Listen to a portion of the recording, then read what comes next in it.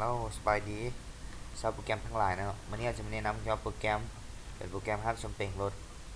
จักรกับขายอะไรเครื่องรถจักรเนาะมารันโปรแกรมเลยเนาะอันนี้นะจะเป็นหน้าล็อกอินเดี๋ยวจะป้อนซื้อผู้ใช้งานเนาะเฮ็ดรหัสผ่านกำหนดอยู่ที่1 2 3 4แล้วถ้าเขาป้อนเป็น5เกินมันเกิดรหัสบ่ถึกเนาะมันจะมีข้อความแจ้งเตือนครับบอกว่าซื้อบ่ถูกต้องตรวจสอบรหัสผ่านนะแต่ถ้าป้อน1 2 3ฮอต4ถ้ากดเข้าสู่ระบบสำเร็จ อันนี้จะเป็นฮะอันนี้จะเป็นน่ารักเนาะก็คือ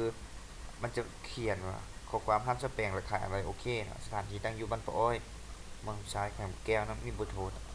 ทรตามนี้เนาะโอเคหลังจากนั้นเนาะเราเริ่มบันทึกข้อมูลของลูกค้าเลยเนื่องจากว่าทางห้างยังบ่ทันมีข้อมูลอย่างเลยเนาะมีแต่ข้อมูลสินค้า1 รายการเท่านั้นเริ่มบันทึกเลยตัวอย่างว่าลูกค้าเข้ามาในห้างซื้อว่าเท่าบุญสงเบอร์โทรบ้านสีมังงาม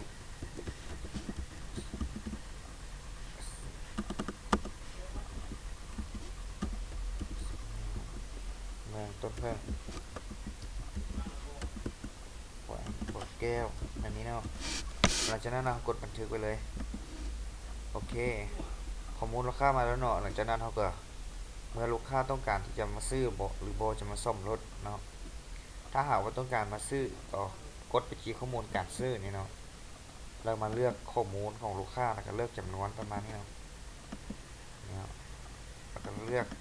แล้วก็กดบันทึกแต่ในกรณีนี้ลูกค้านั้นเขาจะมาซ่อมรถเนาะหลังจากเขาป้อนข้อมูลของลูกค้าไปแล้วก็มาบันทึกข้อมูลรถกันต่อถ้าหากว่าลูกค้านั้นมาซ่อมรถเนาะมันเลือกข้อมูลซื้อของลูกค้ากดเลือกตัวนี้เนาะแล้วมันจะมีหน้าตาขึ้นมาอีกหน้าต่างหนึงจากนั้นบันทึกข้อมูลรถตัวอย่างเป็นรถ Honda ประมาณนี้เว็บไอยี่ห้อเว็บ110ไอซะนั่นแหละสีสีดำปีของรถ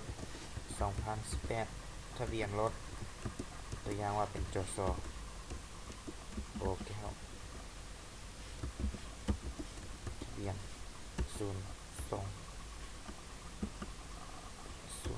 020930รายละเอียด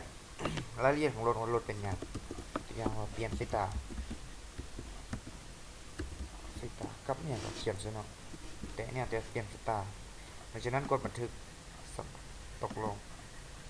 นี่เนาะจะแจ้งเตือนแล้วก็บันทึกข้อมูลไปอยู่ตรงนี้หลังจากนั้นบันทึกข้อมูลลูกค้ากับบันทึกข้อมูลรถแล้วเราก็ไปจิ้มบันทึกการซ่อมโอเคมันเลือกรหัสของลูกค้ากดเลือกเนี่ยมันจะเตือนมาพร้อมเลยหลังจากนั้นเรามาเลือกตัวนี้ก่อนเนาะเลือกรหัสสินค้า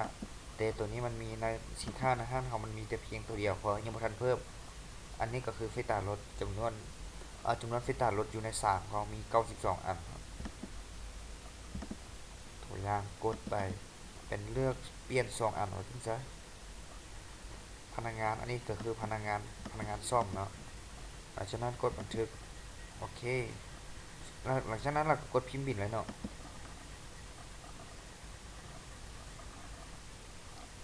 นี่เนาะจะมีข้อความประมาณนี้ขึ้นอันนี้ก็คือรหัสของลูกค้านี่ชื่อของลูกค้าแล้วก็อันนี้เป็นรายการที่เราต้องการเปลี่ยนให้กับลูกค้านั้นเนาะก็จะมีแบบนี้เนาะโอเคหลังจากนั้นมันจะเคลียร์ไปทั้งหมดเลยใน Data Grid ตัวนี้เนาะหลังจากที่เราแจ้งซ่อมไปแล้วเรามาทีการชำระนี่เนาะอันนี้จะเป็นลูกค้าผู้ที่ซ่อมไปเนาะหลังจากที่ว่าซ่อมแล้วล่ะครับต้องมีการชำระเนาะตัวอย่างลูกค้าเอ่อเงินที่ลูกค้าต้องการจ่ายก็คือ50,000แต่ว่าลูกค้าเอาเงินให้เราเป็นไปแสนเขาต้องทอนเท่าใดกดอยู่นี่เนาะนี่จะเตือนว่าต้องทอน50,000แล้วก็วันที่ลูกค้ามาซ่อมวันที่23นะพนักงานทำเงินมันไผ่กันเลือกเอาเนาะหลังจากนั้นกดคำว่าชำระโอเคจะมีข้อความแจ้งเตือนแบบนี้รหัสของลูกค้าเงินที่ต้องจ่ายเงินที่ลูกค้าจ่ายแล้วก็เงินทอนพนักงานซ่อมวันที่ซ่อมพนักงานรับเงินประมาณนี้เนาะโอเค หลังจากนั้นเราต้องการกดสอบเมื่อเจ้าของห้างมากดสอบเนาะซื้อผู้ใช้งานก็คือเขากำหนดเป็นเพชรอันตัวนี้คือรหัส1 2 3 4สิทธิการนำใช้แอดมินแต่ถ้าแอดมินผิดมันจะมีประมาณโอเคแอดมินมีหน้าที่ตรวจสอบคือข้อมูลของพนักงานนี่เนาะนี่พนักงานถ้าเกิดพนักงานมาใหม่กดเพิ่มแล้วก็บันทึกรายละเอียดก็คือว่าที่อยู่ประมาณนั้นนะตัวอย่างจะป้อนเป็น P002 ซื้อหัวไปก่อนเนาะโทรรายละเอียดอยู่บ้าน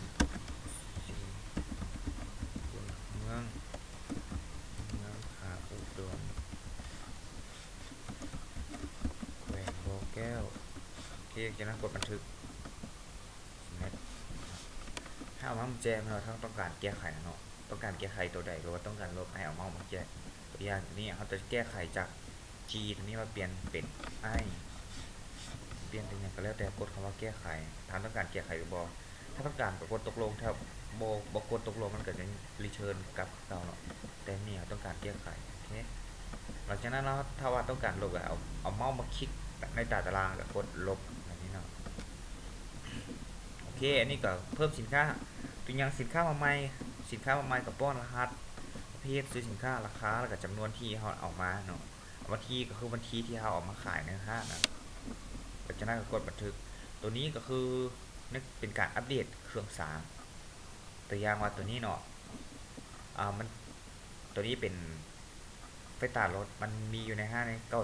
90อันแล้วต้องการเอามาเพิ่มอีกจำนวน10อันประมาณนี้เนาะหมายถึงว่าเอาเครื่องที่มาอยู่แล้วเอาเครื่องที่มาเพิ่มเป็นสินค้าตัวที่มีอยู่ในห้างเพราะฉะนั้นเรากดอัปเดตเนาะนี่เนาะจาก90อันมันจะเป็น100เนาะหลังจากนั้นมันจะจัดเก็บไว้ในนี่ประวัตินี่รหัสสินค้าคือฟิตาลดเนาะสินค้าที่มี90สินค้าที่เพิ่มไปเนาะ10ประมาณนี้อันนี้คือการเก็บมันเนาะประมาณนี้ประวัติการชำระโอเคตัวนี้ประวัติการชำระมีใครได้ที่มาชำระก็สามารถลบได้เนี่ยจากนั้นมาที่หน้าต่างรายงานก็คือการผลรวมแหละบันทึกการซื้อผู้เดียวไว้ในห้างเขายังไม่ทันมีผู้ใดมาซื้อเนาะมันก็เลยบ่ขึ้นอันนี้ก็คือพนักงานเลขที่บินอันนี้การชำระ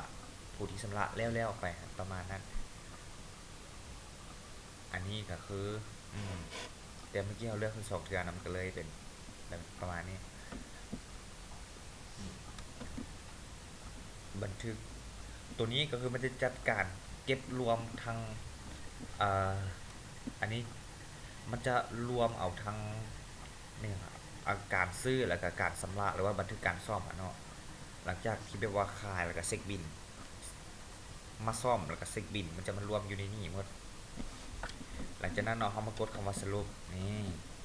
มันก็จะบอกว่ามือนี้วันที่23นั้นเขาอะไรที่เขาได้ขายภายในสองสนิทสองอันประมาณนั้นได้เงิน100,000กีบเนาะหลังจากนั้นกดบันทึกโอเคเดี๋ยวทำนี้ตัวนี้ก็คือรายได้ประจำวันเนาะวันที่ซ่อมรายได้ประจำวันกับเตือนว่าวันนี้ได้ขายเท่านี้บอยนั่น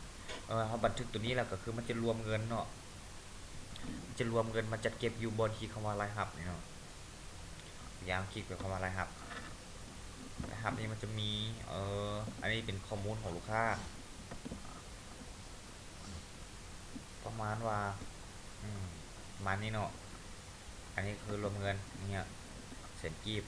มันก็จะเตือนว่าอะไรที่ขายศูนย์จังไงไม่ละอะไรที่ขายมันก็คือศูนย์เพราะมื้อนี้บ่ได้ขาย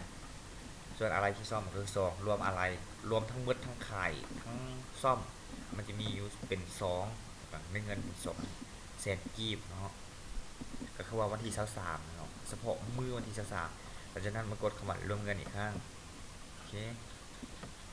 อ๋อตัวนี้เนาะรวมเงินแสนกีบเนาะหลังจากนั้นป้อนเป็นเดือนอันนี้จะเป็นบันทึกไปเลยเนาะสำเร็จมันก็จะเตือนว่าเดือนนี้เดือนหนึงเนี่ยเขาได้เงินแต่แสนกีบเนาะหลังจากนั้นก็รวมเงินกรณีว่าเดือนหนึ่งเดือนสองเดือนสามจะเรียนลงมานี่แล้วก็กดรวมเงินแล้วก็ป้อนปีไปแล้วก็กดบันทึกซ้ำนี้ก็จบอันนี้ก็คือผู้ใช้งานก็คือเอ่อตัวอันนี้เนาะตัวนี้จะเป็นอันหน้าล็อกอินตัวอินก็คือ user การเข้าใช้งานอ่ะชื่อผู้ใช้งานกับรหัสผ่านส่วนแอดมินตัวนี้ก็คือไว้การกดสอบก็คือสถานะของการนำไส้หรือว่าสิทธิ์การนำไส้ประมาณนั้นเนาะโอเคถือว่าขอจบการรายงานที่ได้สักนี้